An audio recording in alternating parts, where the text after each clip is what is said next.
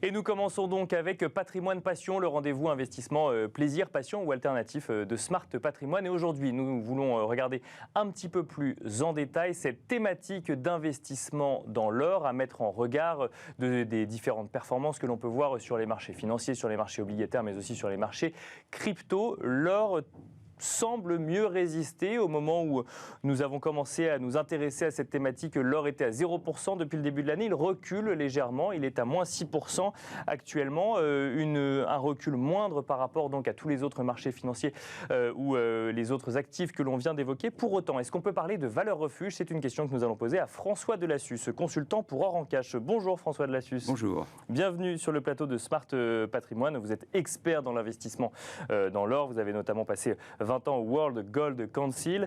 On va évoquer les différentes façons d'investir dans l'or, mais est-ce qu'on peut dire actuellement, dans le contexte actuel, que si l'or résiste mieux à la chute des marchés, comme on peut le voir depuis le début de l'année, est-ce qu'on peut pour autant dire que l'or retrouve son rôle de valeur refuge ? Tout à fait, tout à fait. Ce que je vais vous dire d'abord, pour revenir, vous parliez de la baisse de l'or, du cours de l'or de moins de 6%. Bien sûr. Il faut le regarder en euros. Et si vous prenez, par exemple, j'avais regardé les chiffres au 30 juin, vous avez vu que le CAC 40 avait perdu 17% au 30 juin.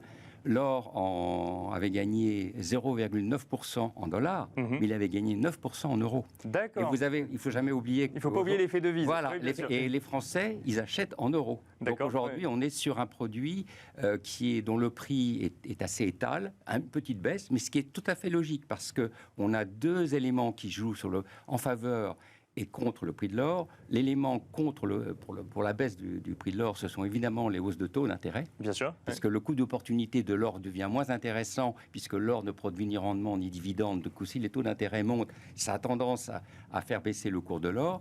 Parce que les investisseurs vont sur de l'obligataire. Ils vont éventuellement sur l'obligataire, ils vont sur d'autres produits. Et puis surtout, il y a eu aussi le dollar qui est monté énormément. Et généralement, il y a une corrélation inverse négative entre l'or et le dollar. Et quand le dollar monte, l'or a tendance à baisser. Et les éléments en faveur de l'or, c'est pour ça qu'on m'avait posé la question sur valeur refuge. Pourquoi c'est toujours pour nous un élément assez fort de stabilité et même de croissance de l'or, c'est que vous avez l'inflation.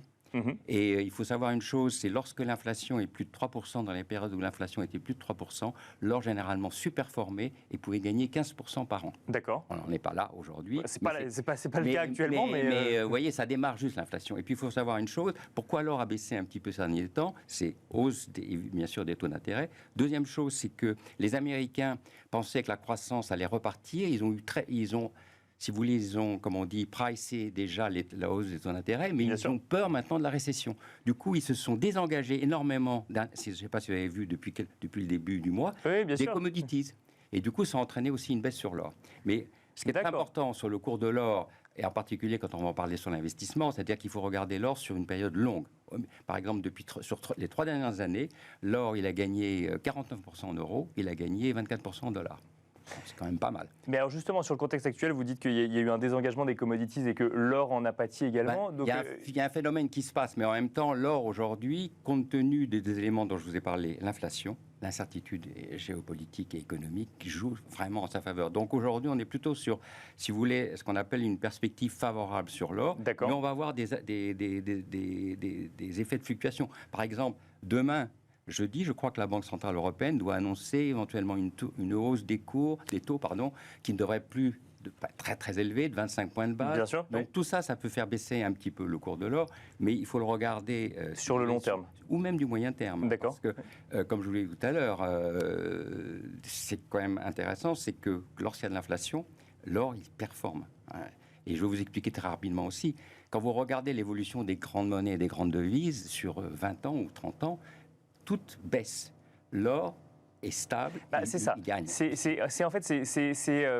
la question qu'on peut se poser quand on regarde cette thématique d'investissement ou cet actif. C'est généralement quand on parle de valeur refuge, on s'attend à avoir un effet vase communicant. Il y a un marché qui baisse et puis un marché qui monte et puis on sent que les liquidités sont passées d'un marché à l'autre. Là, en fait, la compréhension actuelle est assez complexe puisqu'en fait, on a vu en fait l'intégralité ou en tout cas des marchés, je sais pas, mais le marché action, le marché obligataire, voire même le marché crypto-monnaie reculer et on n'a pas vu l'or augmenter. On a vu les commodities reculer un peu également après une forte période d'inflation. Mais ce que je pourrais dire, c'est que avec le contexte des taux d'intérêt en hausse, l'or aurait pu davantage baisser. D'accord. Il a baissé à cause de l'inflation et des circonstances économiques.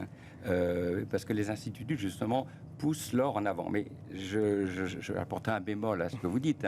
C'est que si le cours de l'or a baissé, pour autant, l'investissement dans l'or et la demande globale pour l'or a augmenté. D'accord. Oui, parce que vous avez... Alors, on ne va pas refaire une histoire. Vous avez vu que la hausse des actifs alternatifs est passée de 7% en 98 à plus de 23% en 2019, 30% même aux États-Unis.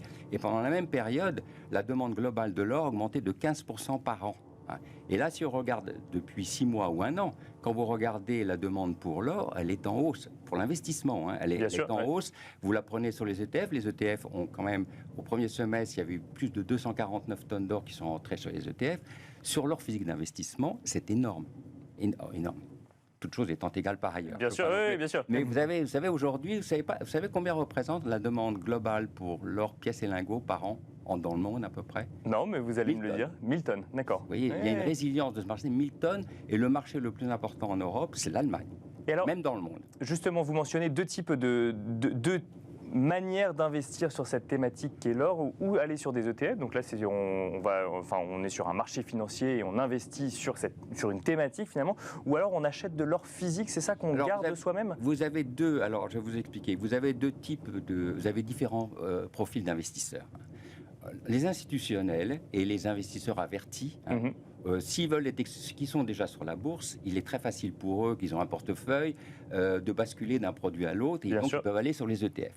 Les ETF sont intéressants parce qu'ils répliquent le cours de l'or, mais les ETF, si vous voulez, par rapport à leur physique d'investissement, vous n'avez pas, même s'ils sont associés sur du physique, vous n'avez pas la possession de l'or physique, la livraison possible de l'or physique. On ne détient qu'un produit financier. Voilà. Même s'il est adossé sur l'or physique. À la différence, les pièces et lingots, eux, intéressent davantage des particuliers qui vont investir sur une épargne sur du long terme, moyen terme, en pensant moins au prix du jour qu'à lisser le prix sur l'ensemble de la période. Et surtout, pourquoi ils prennent de l'or physique d'investissement? C'est que si vous avez un portefeuille, vous pouvez prendre des actifs risqués, vous pouvez prendre différentes choses, mais l'intérêt de l'or physique par rapport à l'or papier, si on peut les ETF, c'est que vous n'avez pas de risque émetteur, pas de risque de contrepartie. Ce qui fait que lorsqu'il y a des crises... Oui, parce que vous possédez votre or, donc de toute façon, il est là. Il est là. Si vous voulez, c'est pour ça que là, en 2008, lorsqu'il y a eu la crise des subprimes, les gens sont partis très rapidement.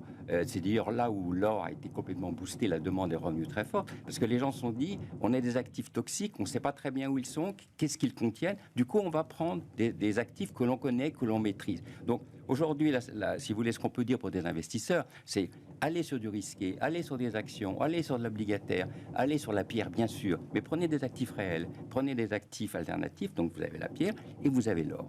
Et l'or, l'avantage de l'or, si vous voulez, c'est qu'il va vous permettre d'optimiser votre portefeuille. Finalement, il est non corrélé généralement avec la plupart des classes d'actifs financiers. Donc, lorsque les actions baissent, montent, l'or a tendance à baisser.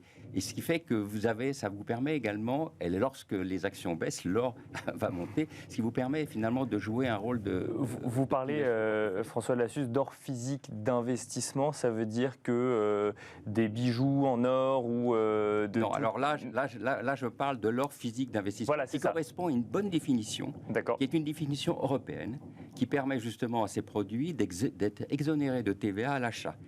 Ce soit à la fois ce qu'on appelle des barres lingots et à la fois des pièces d'or dites d'investissement. Voilà, donc il faut que ce soit certifié comme des produits d'investissement. Voilà, c'est des produits. Il y a une définition qui vaut dans l'ensemble de l'Europe d'ailleurs, dans l'Union européenne, et il y a également sur les marchés internationaux. Donc vous avez l'or, pièces et lingots, ce ne sont pas des bijoux. D'accord. C'est des produits... Alors, il y a tout le problème aussi qu'on peut se poser, c'est pas un problème, c'est l'accessibilité de ces produits. Où est-ce qu'on les achète? Alors moi j'allais vous poser cette question, et surtout qu'est-ce qu'on en fait ensuite? On les met sous son matelas ou on les met dans un coffre à la banque? Non, par exemple, ce qui est important, c'est d'avoir la possibilité à tout à chacun, soit de vendre son or, soit d'en acheter. Bon, par exemple sur En Cash, je ne vais pas faire de la publicité pour eux, mais puisque je les conseille, ils ont un réseau de plus de 120 agences en France. Ça veut dire qu'un particulier aujourd'hui qui veut investir sur l'or peut très bien passer sur la plateforme pour acheter l'or investissement, mais se faire livrer en agence. Et donc ça veut dire qu'on achète, alors que ce soit via un acteur ou via un autre, on possède son or chez soi directement et après charge à nous de le sécuriser. Non, généralement, par exemple, vous pouvez proposer, ce qui est le cas du réseau que je conseille aujourd'hui, on va faire de manière un peu plus générale. la conservation. la conservation de l'or. D'accord, Vous pouvez ok. très bien, c'est un service en plus, vous demandez à ce qu'il soit conservé. Sinon, vous pouvez le prendre, le mettre chez vous, le mettre à la banque aussi dans les coffres de la banque, avec les limites que vous connaissez aujourd'hui des coffres. Chez vous, vous avez tout intérêt également, dans ce cas-là, si Oui, vous à le faites sécuriser, assurer, bien à sûr. sécuriser. D'accord. Bon, voilà. La possession de l'or, c'est comme ça qu'on peut le faire aussi. Donc deux manières finalement d'investir dans l'or, que ce soit sur les ETF ou alors quand c'est de l'or physique, ça n'est pas, on n'a pas récupéré des bijoux ou des lingots ou autre, ou alors ça veut dire qu'il faut que ce soit certifié, il y a un certificat qui explique ce qu'il y a, si vous voulez, c'est que vous avez des pièces d'or. Alors, les pièces d'or correspondent à une définition très précise. Hein. D'accord. Je ne sais pas si je ne vais pas rentrer trop dans les détails vu le temps, mais c'est une pièce qui doit avoir été frappée après 1800, avoir eu cours légal, contenir au moins 900 millièmes d'or fin. D'accord. Donc, ça vous donne d'un bon. En ce qui concerne les lingots, ce sont des produits en France qui doivent contenir plus d'1 gramme d'or fin et qui doivent avoir une quantité de 995 millièmes d'or fin. Donc voilà. Très rapidement, pour finir, comment se prémunir contre des... Parce que généralement, quand on parle de rendement, on parle de risque. Là, on n'a pas parlé de rendement, donc on ne parle pas forcément de risque. Mais comment se prémunir contre d'éventuelles arnaques sur le sujet ça existe quand on veut investir dans l'or physique? C'est quelque chose à laquelle il faut faire attention? Généralement, l'avantage, c'est que vous avez quand même un certain... Alors, ça revient à la question que vous posez. Il y a toujours des gens qui font défaut, bien sûr, mais généralement, lorsque vous achetez, par exemple, un lingot, vous avez avec un lingot un certificat qui est l'ADN du lingot. D'accord. Et alors, très important, et juste pour terminer, ce qui est important également, c'est que vous avez des fondeurs raffineurs qui fabriquent ces produits-là. Et il faut prendre plutôt des lingots qui sont affinés et produits par des fondeurs raffinés agréés sur le marché de Londres, ce qu'on appelle le BMA. Voilà. Et donc on peut suivre effectivement tout le cycle de vie du lingot en question. Merci beaucoup François de la Suisse d'être venu sur le plateau de Smart Patrimoine. Je rappelle que vous êtes consultant pour Orancash et quant à nous, on se retrouve tout de suite dans Enjeu Patrimoine.